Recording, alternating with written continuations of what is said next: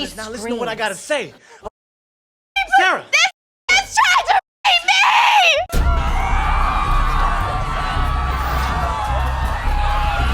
Okay, so today's lesson is about Black Wall Street. Come on out, boy.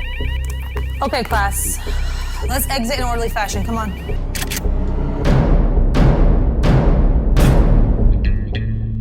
I ain't done yet. Okay, so today's lesson is about Black Wall Street. Watch now on tranquilinferno.com.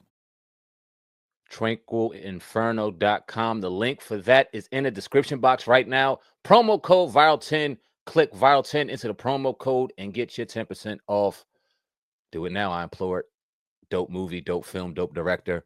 Let's get it done. Want a live interview with Viral Hip Hop News? Email me, Sam Ant, at dlsmediainc1@gmail.com. Let's go. You know it. You know it. All right, man. Slim Thug, a couple days ago, he took some heat, man. He jumped on his social media and he had some pretty strong things to say to the black community. Oh, God, I want to play it and get your thoughts. 2025, we can't blame white folks no more. We gotta let that go, kid. Them people, that wasn't even these people. That was some people before them. So, at the end of the day, everybody showed us they can do it from scratch. So we can't be worried, waiting on nobody to give us nothing. Everybody just gotta do it, no matter where you come from. You gotta do it from scratch. I ain't have shit and look at me now. So if I could have did it, you could have did it now. We gotta stop making excuses. Stop waiting on motherfuckers. We gotta take advantage of this shit. We gotta be happy on purpose, doing shit that make us happy. Pretty much it in a nutshell. He took a lot of heat. Yeah. A lot of black people mad, especially on Twitter, X, whatever you want to call it. What's your thoughts, though? Nah, I just think it's a lot more context to what he's saying. And it's on the surface level, yeah, he's right. You know, he definitely 100% right. At the end of the day, you got to do it for yourself. You know what I mean? Nobody's going to do it for you. Nobody's going to be, going to hand you anything in this world. Like, people let you die and bleed out and starve to death before anybody give you a helping hand. But,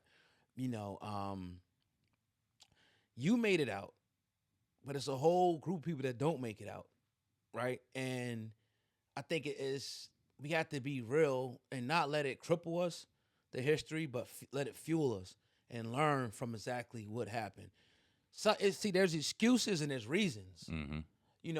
You could say, look, my car's not running, man, because the tires is flat, or somebody cut my brake line. That's not an excuse. Right. This is what happened. But what am I going to do to fix it? Right. I'm gonna get my brake line fixed. I'm gonna get some new damn tires. Right. So that's how I kind of look at the situation, man.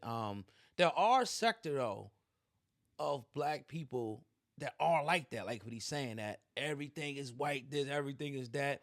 They feel and they use that, in my opinion, as something that holds them back, or they feel like they can't do anything because, all we do is in slavery, and I can't go get this. You can do whatever you want, man. I see people.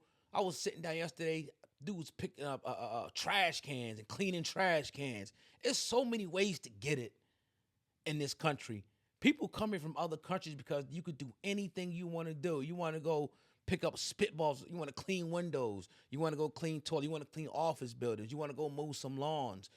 It's a million different things you can do right now. You can start a business in this country. So there really is no excuse. It's just people, their mind have to be opened up to the possibilities that's, out there. And I don't think a lot of people are. They use it as a crutch. And as far as, I would say like, we can't deny, like he says, well, those people, they ain't got nothing to do with it. But they benefited from that whole system. See, it was a system. And it's not like we looking at it like a few people. No, so these people have benefited from a whole system of supremacy. And they're still benefiting today. But are we going to use it as an excuse? No, we're just going to have to fight 10 times as harder. Yeah. That's how I see it, man. Well said. Well, very well said. And I'll try to kind of expound on it, but you hit it right on the nail. First off, I'm glad he said it.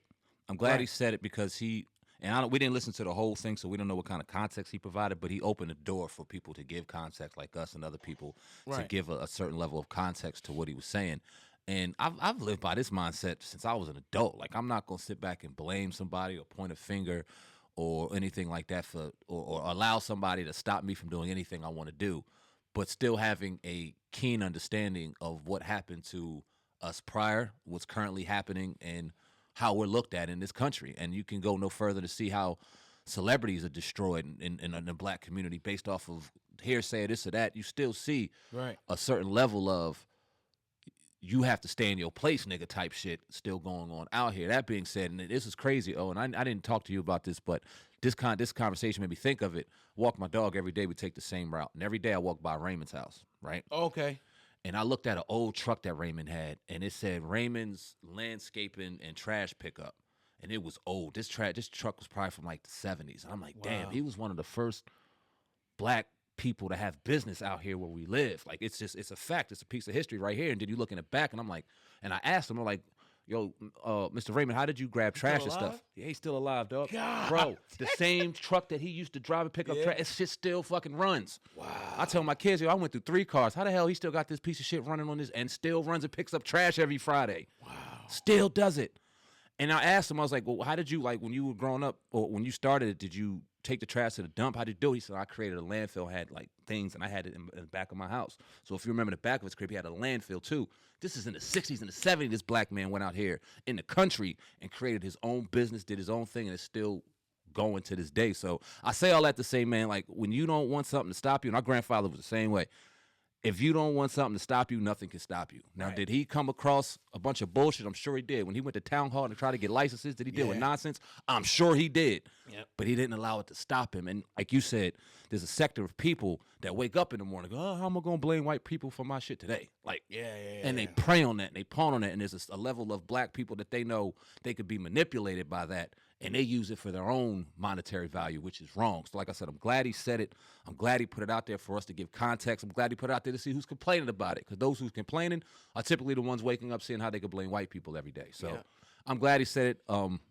We still have to have an understanding of where we come from, and those people that weren't enslaving us before still had generations of people who thought of us in a certain light as well. So we have to be mindful of that. Not every white person is out to get us, but not every white person is out to allow us to flourish in this country, because they don't want to see that shit either.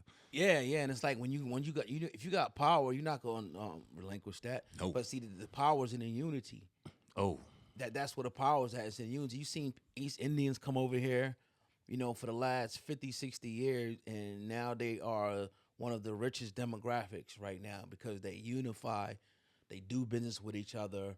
They stay in the house. We always use this example, but that's how they do it. Yeah. They ain't kicking their mom out. They all living in their house until they're able to really afford to live on their own. See, we got to have our own personal space. Mm-hmm. They'll take a 5-bedroom and have 12 people living in that joint. Yep. You know what I mean? And we don't do that. We got a 5-bedroom and there's 2 of us in there. Yep. And everybody's living separate. And we all struggling when we could really be together, making it happen. But we can't stand each other. We can't be around each other. And as far as the entrepreneur, we the original entrepreneur. We talking about Raymond. Mm-hmm. And we was the one we come from a place where we had to find little things like that to do to survive. Like, shit, nigga, I got to get me, a lawnmower.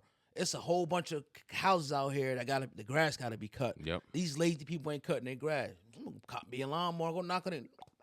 Look, I'll cut your grass for free. Let me come back in 2 weeks. We can develop a contract. Next thing you know, you got 20, 30, 40 trucks. Yep. So we know how that works. It's just at a point in time, once we started getting a lot of power in a lot of places, we already know the situation. But today's a new day and age with that. And if we stay strong and unify together, have each other's back instead of tearing each other down like the people are doing with Jay-Z and all these different people, we will be strong. We will be unified. Mm-hmm. But as soon as somebody gets up there like a Jay-Z, we want to drag his ass right back down and say that he got there because the Illuminati and he's doing stuff to little kids, instead of us saying, nah, F that. You ain't going to touch our people until you come with some real damn evidence, and you ain't even going to touch him. We going to deal with him. Mm-hmm. That's what other people do. But hey, look. It is what it is, man. It is what it is. I mean, you don't see East Indians and shit and all these different people, complaining. You don't see them at the polls and none of that shit. They ain't voting and shit. Yep. They getting shit done in their community. They own businesses, though.